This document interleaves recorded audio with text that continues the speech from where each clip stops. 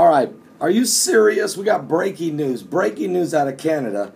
I'm reporting here from Jamaica, preparing for tonight's service that you don't want to miss. It'll be broadcast live starting around 7:30 p.m. Eastern Daylight Time, East Coast time here in America. And just go to my website, www.paulbegleyprophecy.com, or go to Bishop Dr. Delford Davis's website, which is www.p as in Paul, or power, P as in power, F as in faith, M as in ministries. So it's pfmfamily.org. Either way, watch the broadcast live. It will also be broadcast live throughout all of Jamaica television and broadcast live on television in Fort Lauderdale, Florida. Let me just go to you quickly. There's breaking news out of Canada. Chaib Esquire, age 30, of Montreal, who is a biotechnology and a PhD in industrial biotechnology from the nation of Tunisia. He's not a Canadian citizen. He speaks Arabic, he speaks French and English, according to his Facebook page and according to the Huffington Post. He was arrested along with Raed Jashar, who's age 35, from Toronto. And his name is Estonish, but I just don't know exactly as much about him. But let me tell you what the Huffington Post is saying. Chaib Esquire and Raed Jashar were arrested today in Toronto just a few hours ago via a railroad terror plot. The Royal Canadian Mounted Police have arrested Chaib Esquire and Raed Jashar in a terror plot targeting the Via Rail train in Toronto. The RCMP says that the planned attack posed no imminent threat and that the two men who lived in Montreal and the Toronto area are not Canadian citizens. And that confirmed, we have that confirmation. Now, in a release announcing the arrest, the RCMP says the two men were alleged to have conspired to attack a passenger train in Toronto. The charge includes conspiring to carry out an attack against and conspiring to murder persons unknown for the benefit of, at the direction of, or in association with a terrorist group. And that terrorist group is this: they have contacts with Al-Qaeda elements in Iran. So Al-Qaeda connections in Iran. These two men have Al-Qaeda connections in Iran. They're living in Canada. They're not Canadian citizens. We know the one is definitely from Tunisia, which is the first country that fell, by the way, during the Arab Spring. Tunisia, Egypt, Libya, Yemen, and soon Syria, which makes up this complete surrounding by the Muslim Brotherhood-led governments of Israel. So, Chaib Esquire, age 30, living in Montreal, a foreign national from Tunisia with a biotechnology degree and a PhD in industrial biotechnology, who speaks Arabic, French, and English fluently, along with his partner Raed Jashar, age 35, of Toronto. And I'm not sure what country he's from. We don't have that yet. All we know is his name is an Estonian name. That doesn't mean he's from Estonia, though. Okay, so having said that, Al-Qaeda now trying to plot more plots. And listen to what I'm going to tell you. More plots. That's right. I'm linking. The media is not linking this attack to the Boston Marathon.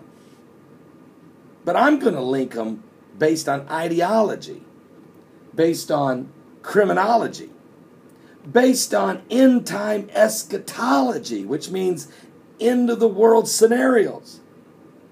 It's called Al-Qaeda. It's called radical Islam. Nobody's listening to me, Heidi. Nobody's listening to me. But let me just, my book, Mark of the Beast, RFID, there he is, Ahmadullah, Radical Islam, and the Chinese General Tsao, and as well as Mohammed Mursi up here from Egypt, Vladimir Putin of Russia. And where was the two young men that committed this heinous crime of terrorism, mass weapons of mass destruction of the Boston Marathon?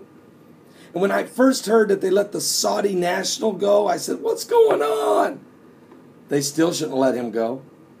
I'm telling you right now that there's a high probability that the Saudi national was also tied in with these two Russian brothers that participate. And the reason is they're all part of the radical Islam situation. Now, I know that some of these other news outlets are going to give the Obama administration a free pass on the Saudi national, just like they gave President George Bush a free pass on the Saudi nationals that got to go home after 9/11.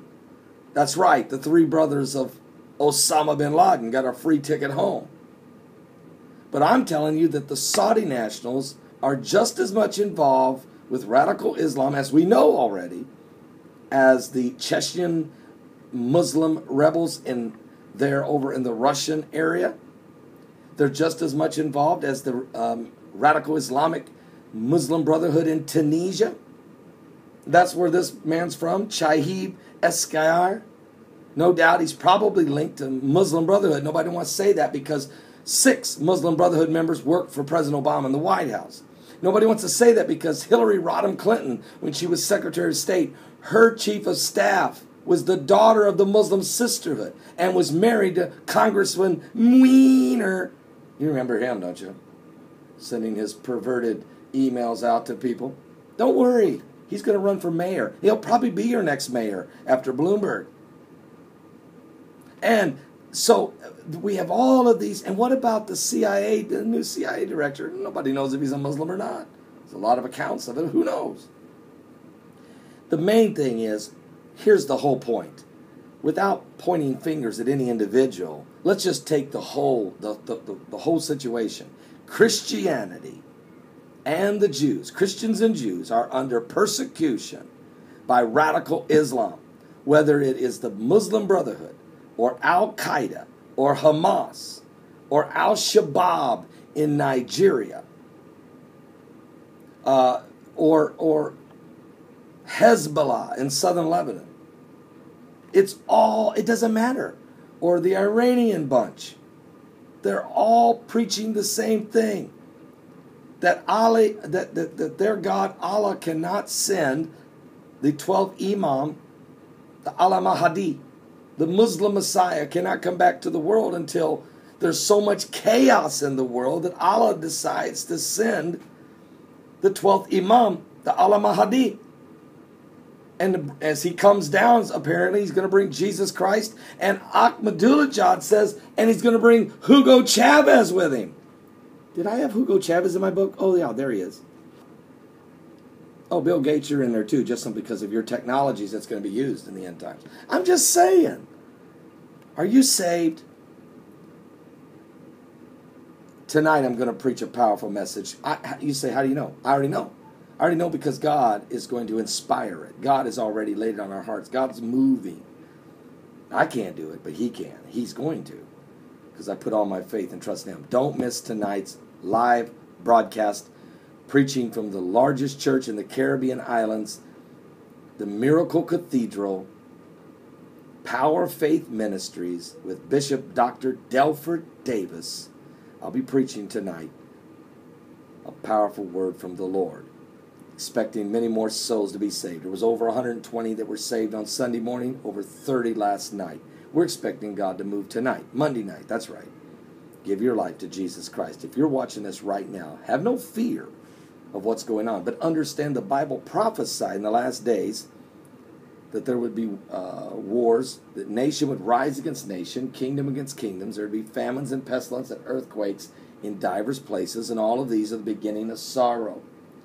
And the Toronto officials are saying that Al-Qaeda elements from Iran are tied to these two young men who are threatening to blow up, or they had a plot to blow up. And no doubt with the technology understanding of biotechnologies and industrial technologies, they have the power to do it. Give your life to Jesus Christ We're living in the last days. Send me a personal message. I want to be saved. I want to be saved. I want to be saved.